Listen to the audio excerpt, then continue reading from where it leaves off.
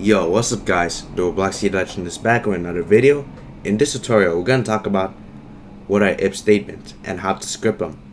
So what are if statements is the main question of today. So let's take an example so we would define it and break it down. Let's say that a person is playing some random Roblox game right now, and then they hit a random button. Actually no, let's say they click a part in Roblox, and then they end up getting 100 game points. That's basically kind of you need an if statement to do that. So what you could think of is that if statement is kind of related to cause and effect, because take the example, the cause is that the player clicks the part. That's why the effect happens. Oh yeah, and the effect is that they get 100 points. So basically what I'm saying is that the effect is 100 points. That's what they get from the cause, and the cause is why they get the points. Okay, so let's start the script now, because now we know what an if statement is. So let's go to server script service over here in Explorer, and let's add a script over there. Over here, I'm gonna add a normal script, and we're gonna erase everything, and let's start writing the format for an if statement. So let's start typing now. Basically what we gotta start out with first is we gotta type if, and then we got basically after if something happens, it's the case. So we gotta basically make something equal to something, or something that makes sense. So let's do this. We could do a mathematical equation to make it work. That basically makes it true if the answer is correct. So we're gonna bring out our basic math skills right now and apply it to Roblox Studio scripting right now. So let's type if 3 space plus space 3. So that's basically saying 3 plus 3. And then we gotta put 2 equal signs. And what is 3 plus 3, you may be asking? If you don't know, look it up in a calculator obviously. But the answer is 6. So as you see right now, it's basically saying that 3 plus 3 equals 6. And obviously if you do 3 plus 3, it equals to 6. So basically what it's saying is 6 equals to 6, which makes it true. And whatever you type after, it should work. So now let's keep on going. That's basically the format. So after, we're gonna hit space and then type then, and then we gotta hit enter to close it. And now basically what we gotta do is we gotta type any command, any scripts that you wanted to do when you join the game, because this part's correct. So it's gonna proceed to going here immediately. So we could do this. How about we customize the base plate, and how about we make a sound play? And let's do that because it's gonna make the game interesting.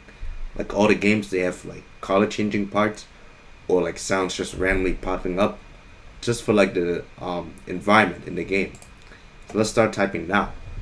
We're gonna type, in order to change the base plate color, we're gonna type game dot, and obviously the base plate's in the workspace, so we're gonna type workspace, and you can find the base plate over here. You could do any part that you want.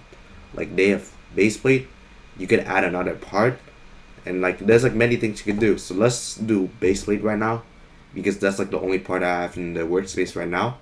So we're gonna do game.workspace.baseplate, and then we're gonna do dot color, because we're changing the color. Then I'm gonna hit equal to and color 3 for the RGB color picker. Okay, so after you type color 3, we're gonna hit add a dot, and then from RGB, and you see over here there's a color picker. It's you could click over here and pick whatever color you want, and it'll automatically get the RGB values for you. So let's say we want a dark red like this. We'll just hit OK, and then now basically displayed the color that we want. So now we got the color set up. Let's go to the next line, and let's think about what we could do. So there's basically a lot of options that you could select from, a lot of varieties of things you could do in an if statement. You don't have to change color of parts. You could enable music, and you could also change the transparency and collisions and those properties of a part. So let's actually turn on the sound. In order to do this, we're gonna add a sound to your Roblox game. So I'm gonna go to my toolbox, my save audios, and let's add a song. Let's add this one, because this one apparently is my username. So let's try clicking it. And we can rename the sound to we can rename it to background music.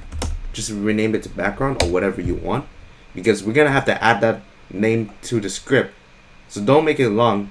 Don't make it like complicated. The user don't use like those fancy font generators, or else it's gonna be like a pain typing it and onto the script.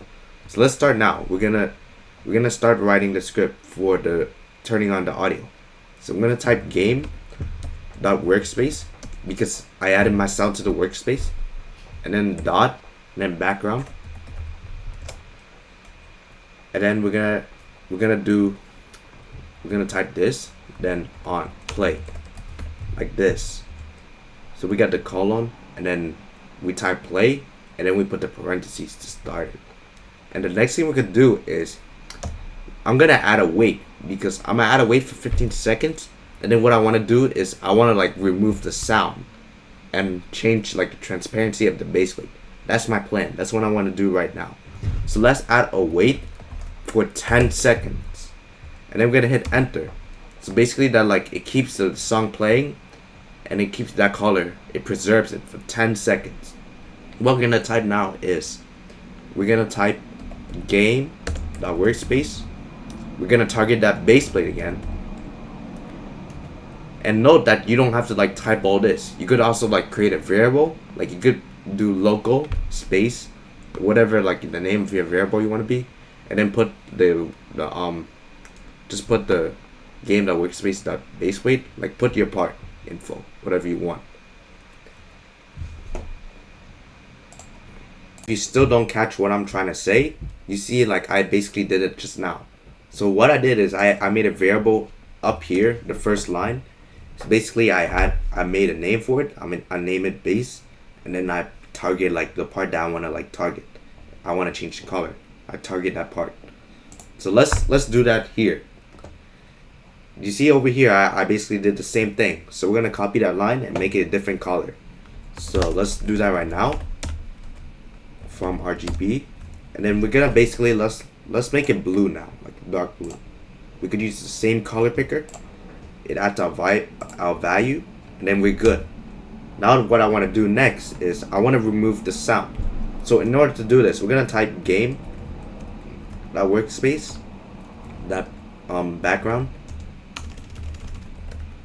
and then we're gonna hit the column, and then we're gonna say destroy. That basically deletes it from the game like permanently. And the last thing we're gonna do is I want to change the transparency of the base plate to like 0.7. So let's do that now. We're gonna do base dot transparency, and then we're gonna make it equal to 0.7, like whatever value you want the transparency to be. It ranges from 0 to 1. So 0 is like it's not transparent at all. 1 is like basically invisible. Now let's try playing and see how it looks.